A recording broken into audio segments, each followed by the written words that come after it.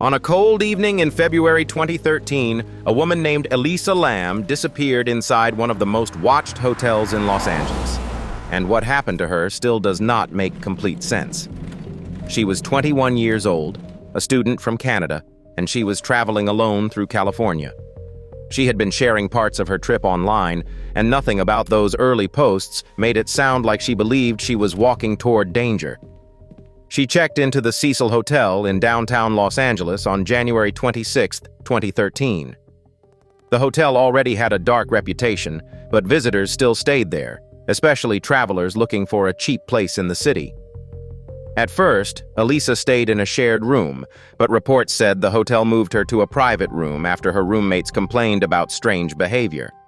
That detail became important later, because people started wondering if she was frightened, confused, being followed, or dealing with something nobody around her understood. On January 31st, Elisa was last seen alive. The most famous clue in this case came from an elevator security video released by police. In that footage, she stepped into the elevator, pressed several buttons, and then appeared to wait while the doors stayed open. She moved in and out of the elevator, looked down the hallway, and made strange hand movements that many people have tried to explain. Some viewers believed she was hiding from someone. Others thought she was speaking to a person just outside the camera view. Some believed she was in serious mental distress. The footage itself raised even more questions because the timing looked odd, and people argued for years about whether parts of the video had been slowed down or edited before it was released. Police said the video was not evidence of another person, but for many people, it never stopped feeling deeply unsettling. After Elisa vanished, her parents flew to Los Angeles to help search for her. Police searched the hotel, including her room, the roof, and other areas, but they did not find her. Days passed, and then hotel guests started complaining about the water. Some said the water pressure was low. Some said the water looked dark. Some said it tasted strange. A hotel worker went to check the rooftop water tanks on February 19th, and that was where Elisa's body was found.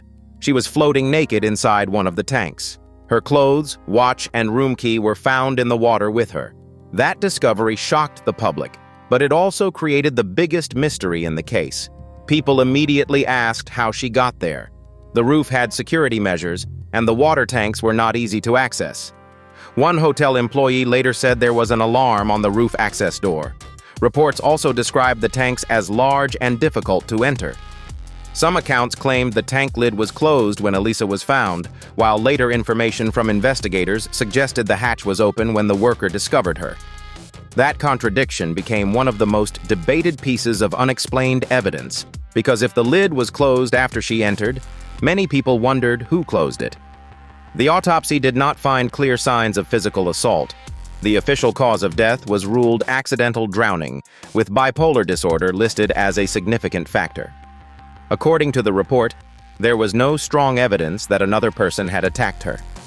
Toxicology results also suggested that some of her prescribed medications were present in lower amounts than expected, which led to a theory that she may not have been taking them as directed. For investigators, that supported the idea that she may have been experiencing a mental health episode before her death. But even with that official explanation, several details still keep the case alive as an unsolved mystery in the public mind. People questioned how she could have reached the tank without being seen. They questioned why the elevator doors stayed open for so long in the footage.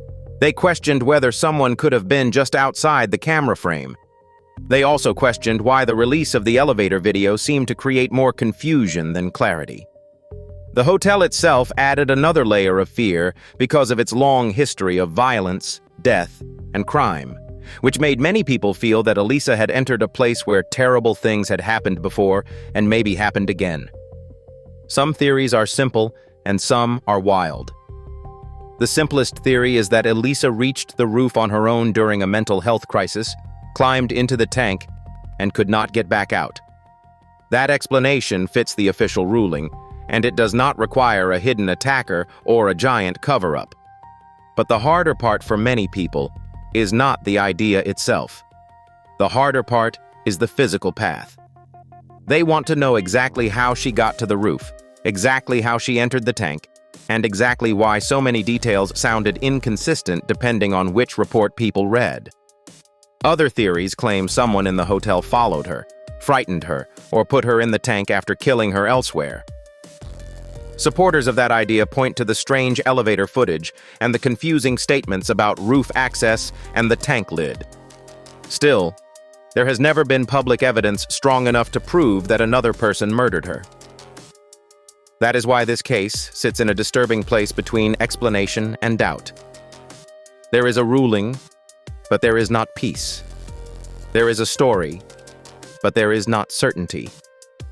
More than a decade later, Elisa Lam's death still lives in that terrible space where evidence exists, but answers do not.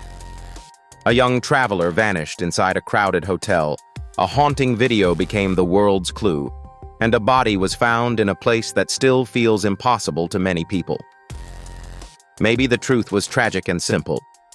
Maybe one missing detail changes everything. That is why people still talk about Elisa Lam, and why her disappearance remains one of the most chilling modern mysteries.